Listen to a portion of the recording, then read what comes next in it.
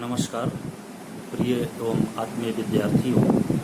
मैं राजेश कुमार, सहायक प्राध्यापक हिंदी, शासकीय गजानंद अग्रवाल स्नातकोत्तर महाविद्यालय भाटापारा। आज हम लोग एमए द्वितीय सेमेस्टर के सप्तम प्रश्न पत्र, जो कि प्रयोगवादी एवं प्रगतिवादी काव्य का है, इससे एक और नागार्जुन की कविता अब के इस मौसम में, इसकी पाठ और व्याख्या प्रस्तुत करेंगे। जैसा कि आप जानते हैं, नागार्जुन प्रगतिवाद के बहुत बड़े कवि हैं और इनकी कविताओं में कई स्तर, कई रंग उभर के आते हैं। चाहे हम बात प्रेम की कविताओं की करें या फिर बात हम क्रांति और राजनीतिक कविताओं की बात करें या सामाजिक यथार्थ की बात करें, नागार्जुन हर रंग और हर रूप में एक अनूठे कवि हैं।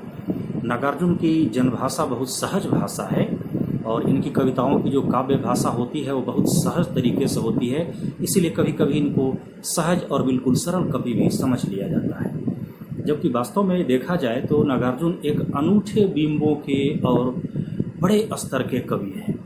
इनकी कविताओं में प्रकृति का रंग और परिवेश कुछ अलग ही तरीके से निखर के आता है और जन सामान्य से गहरे जुड़ाव की वजह से इनकी कविताओं का जो बिंब होता है बिल्कुल समाज और अपने परिवेश से लिया हुआ बिंब होता है। अभी हम लोग जो प्रस्तुत कविता की पाठ और व्याख्या प्रस्तुत करेंगे वो इनके काव्य संग्रह प्यासी पथराई आँखें, इससे लिया गया था, जिसका प्रकाशन 1961 में हुआ था। अब इस कविता में आप देखेंगे कि कवि ने अपने परिवेश को कितनी गहराई से, कितनी सूक्ष्मता से देखने की कोशिश की है और अब के इस मौसम में थोड़ा एक लग रहा है जैसे कवि को एक आश्चर्य का भाव कि अब के इस मौसम में, इसके पहले ऐसा कभी नहीं हुआ था। कवि दिखाना चाहता है कि अभी ऐसा क्या परिवर्तन हुआ है, इतना सब कुछ होने के बाद भी अभी कोयल क्यों नहीं बोली है। तो सबसे पहले हम लोग कविता की पाठ और उसकी व्याख्या प्रस्तुत करते हैं, उसके बाद कुछ और महत्वपूर्ण बातों पर चर्चा करेंगे। अब के इस मौसम में कोयल आज बोली है पहली बार, टूसों को उमगे कई दिन हो गए, टेसू को सुलगे कई दिन हो गए, अलसी को फूले कई दिन हो गए, बोरों को महके कई दिन हो गए। कविता का ये प्रथम अंश है और इसमें जो कवि चित्र प्रस्तुत कर रहा है वो थोड़ा एक अलग किस्म का है। उसमें एक अव्यक्त आशंका झलक रही है। अब के इस मौसम में पहली बार ऐसा हुआ है, कोयल आज बोली है। इसके पहले कोयल नहीं बोली थी। कोयल को इसमें क्या हुआ है, आगे कवि इसके बारे में बताता है। पहली बार टूसों को उमगे कई दिन हो गए।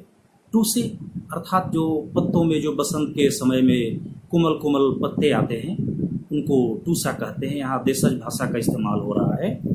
टेसू को सुलगे कई दिन हो गए। टेसू एक प्रकार का वनस्पति है जिसमें बसंत और ग्रीष्म के शुरुआती समय में बड़े सुंदर फूल आते हैं और उसका बहुत एक इतिहास है। उन फूलों को उबाल के हम उससे रंग भी प्राप्त करते थे और कहा जाता था कि टेसू के फूल जब खिलते हैं तो ऐसा लगता है कि पूरे जंगल में आग लगी हुई है। तो कभी उस बिंब को देख रहा है। टेसू को सुलगे कई दिन हो गए, सुलगने की बात करता है कवि यहाँ पर। जाहिर सी बात है, कवि ने इस मिथक को वहाँ से पकड़ा है और सुलगने की बात तभी ये टेसू में आ रही है। अलसी को फूले कई दिन हो गए। अलसी एक तिलहन है जिसको हम जनभाषा में तीसी भी बोलते हैं। अलसी का तेल निकाला जाता है तो उसके फूल बड़े सुंदर होते हैं, छोटे छोटे और वो नीले कलर के फूल होते हैं, नीले रंग के फूल होते हैं। तो कभी उसको देखता है। बौरों को महके कई दिन हो गए। बौर आम के बौर, उनमें गंध और उनको खिले हुए, उनको महके हुए कई दिन हो गए। लेकिन इतना सब कुछ होने के बाद भी अभी तक कोयल सामने नहीं आई है। ये थोड़ा सा एक आश्चर्य का प्रश्न है कि बसंत के ऐसे मौसम में अगर कोयल न बोले, आम की बात न हो, तो फिर बसंत की बात पूरी नहीं हो पाती। और यहाँ तो नागार्जुन पूरी तरह से बसंत के रंग में रहने वाले कवि है, तो इनको एक अंदेशा लगता है, इनको एक आशंका रहती है कि ऐसा क्या हुआ है। तो अब के इस मौसम में कोयल आज बोली है पहली बार। पहली बार कोयल ने आज अपनी बोली सुनाई दी है, उसने आज पहली बार अपनी आवाज़ निकाली है। दृश्य कविता के दूसरे अंश में एक दृश्य बदलता है।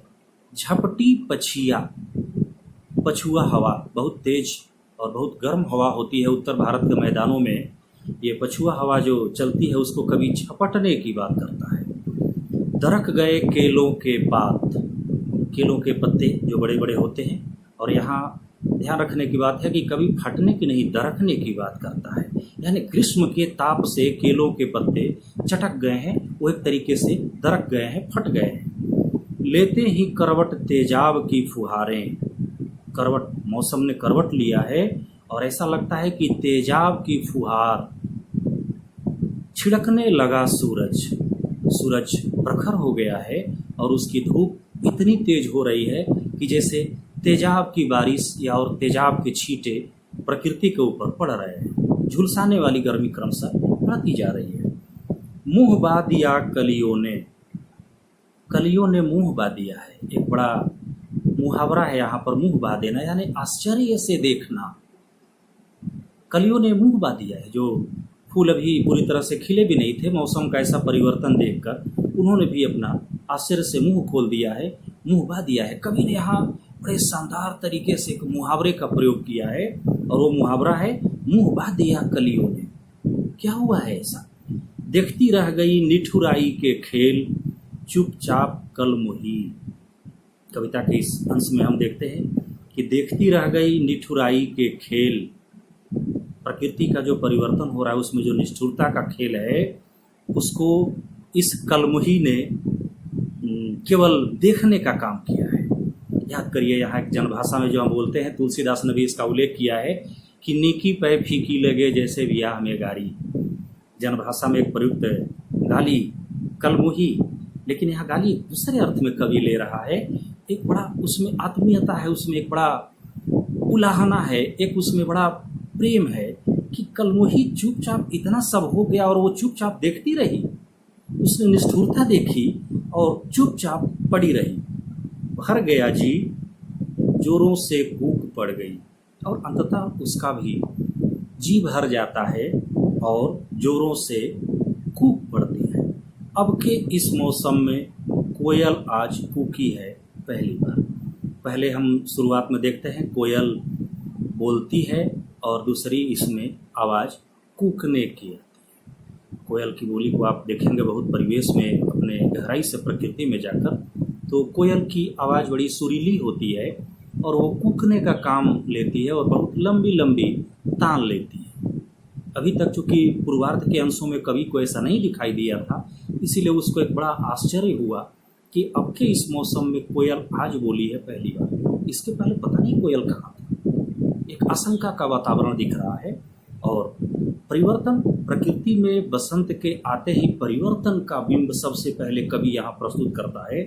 टूसों को उमगे कई दिन हो गए, टूसे निकले नहीं है, यहाँ कवि उसको दिखाता है कि उमगना।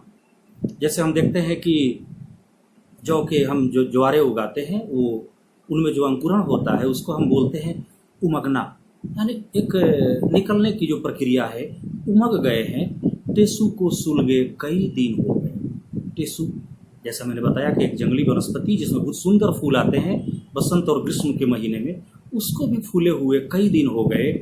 अलसी को फूले कई दिन हो गए, बोरों को महके कई दिन हो गए। सारी प्रक्रिया चल रही है, लेकिन कहीं न कहीं एक रिक्तता का, एक अभाव का बोध यहाँ पर प्रस्तुत हो रहा है और कवि को आश्चर्य होता है कि इतना सब होने के बाद भी कहीं कोयल की आवाज़ नहीं आती। ये प्रकृति से एक गहरे जुड़ाव की कविता है। प्रगतिवादी कविताओं की एक विशेषता ये भी है कि इसमें प्रकृति का जो रंग और जो रूप कवियों ने प्रस्तुत किया है वो बिल्कुल जन सामान्य और अपने परिवेश से लगा हुआ चित्र है। उसमें कहीं किस्म किस्म की वायवी प्रक्रिया नहीं आती, उसमें कहीं से कोई बनावटीपन या एक नकली आवरण नहीं दिखता, जो है बस वो यथार्थ तरीके से दिखता है। तो इसमें देखता है कभी कि पहले दृश्य में कि इतना सब होने के बाद भी कुछ पता नहीं था, पहली बार कोयल आज बोली है। और पछिया झपटने की बात आती है, पछुआ हवा, गर्मियों में बहुत तेज चलने वाली हवा है, यहाँ चलने की बात नहीं करता है कवि यहाँ झपटने की बात करता है। पछिया हवा चलना शुरू हो जाती है और केलों के पत्ते उसके प्रहार से, उसकी उष्णता से धीरे धीरे दरक गए हैं और लेते ही करवट प्रकृति ने जो अपना रूप बदला है, जो मौसम परिवर्तन हुआ है, उसमें छिड़कने लगा सूरज। सूरज छिड़कने लगता है जैसे कि तेजाब की बारिश हो रही है। इसमें कवि ने बड़े सुंदर तरीके से सूरज की उष्णता और ग्रीष्म की प्रखरता को जैसे प्रतिबिंबित कर दिया है। मुंह बा दिया कलियों ने, और कलियों ने, जो पौधों के जो छोटे छोटे जो वो कलियां निकलती हैं, उन्होंने इस परिवर्तन को देखा और उन्होंने आश्चर्य से, उनको भी पूरी तरह से खिलने का मौका नहीं मिला है, उन्होंने लेकिन इस परिवर्तन को देखकर अपना मुंह बा दिया। उनको आश्चर्य हुआ, कभी जैसे कितने गहरे जुड़ाव से इस एक एक चीज को देख रहा है। और देखती रह गई निठुराई के खेल। निठुराई के खेल, ये जो प्रकृति खेल रही है, इसको चुपचाप कोयल अपने छुपे हुए देखती रह गई। चुपचाप कलमुही जयदेव याद आते हैं। गीत गोविंद में जो उन्होंने कितने आत्मीय तरीके से कुछ गालियों का प्रयोग किया है, कभी उसकी याद दिलाता है। आप इसमें एक छोटा सा मैं उदाहरण लेना चाहूँगा। काशीनाथ सिंह आधुनिक समय के एक बड़े रचनाकार हैं। उनकी कहानियों में, उनके उपन्यासों में कई जगह गालियों का इस्तेमाल होता है और उनका ये मानना है कि गालियों की जगह पर डांट का इस्तेमाल करना जनभाषा का अपमान है। जनभाषा जिसमें कहीं ना कहीं गालियों का एक सहजता की प्रवृत्ति होती है, उसमें कहीं से कोई बनावटीपन नहीं दिखाई देता। तो कभी यहाँ बिल्कुल कलमुही का प्रयोग उतने ही काले मुंह वाली, लेकिन यहाँ कभी जो जोड़ना चाहता है उसको एक उलाहना देना चाहता है कि कलमुही अब तक कहाँ थी। तो देखती रही चुपचाप कलमुही, भर गया जी, जी भर गया। न जाने कोयल का जी भरा है या कवि का जी भरा है, लेकिन जैसे भी हो, कोयल को अपना एहसास हुआ कि हमें इस अवसर पर चुप नहीं रहना चाहिए और अंततः वो जोरों से कूक पड़ी। अंततः कूक पड़ती है। कोयल की कूकने की आवाज़ बड़ी सुरीली होती है। अब के इस मौसम में कोयल आज कूकी है, पहली बार। कोयल पहले बोलती थी, अब कूकने लगी है। लगता है कि कवि को इसके बाद से जाकर आत्मसंतोष प्राप्त हुआ और कविता का ये अंश यही आकर समाप्त होता है। ये पूरी तरह से एक प्रकृति के सौंदर्य की कविता है, उसके गहरे निरीक्षण की कविता है और जनमानस से जुड़ी हुई कविता है। नागार्जुन की कुछ ऐसी ही खूबसूरत कविताओं की वजह से प्रकृतिवाद में प्रकृति का सौंदर्य कुछ और अधिक निखर के आ जाता है और उसी की वानगी दिखती है इस कविता में भी। तो परीक्षा की दृष्टि से अगर आप देखेंगे तो पूरी कविता में देशज भाषा का इस्तेमाल कवि करता है और प्रकृति का सूक्ष्म बिंब और चित्र प्रस्तुत करने की कोशिश करता है। और पछुआ हवा की यहाँ थोड़ी सी हम बात और करनी चाहेंगे कि हवा, पछुआ हवा जो चलती है ना, इसमें मौसम बड़ा सूखा और बड़ा गर्मी बड़ी तीव्र हो जाती है।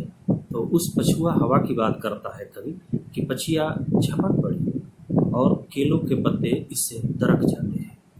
तो बिल्कुल मैं समझता हूँ कि आप इस कविता के अर्थ और मूल्य कथ्य तक आप पहुँच गए होंगे और ये नागार्जुन की महत्वपूर्ण कविताओं में ये कविता शामिल है।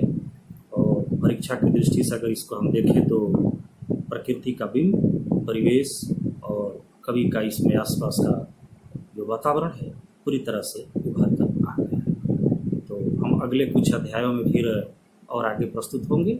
तब तक के लिए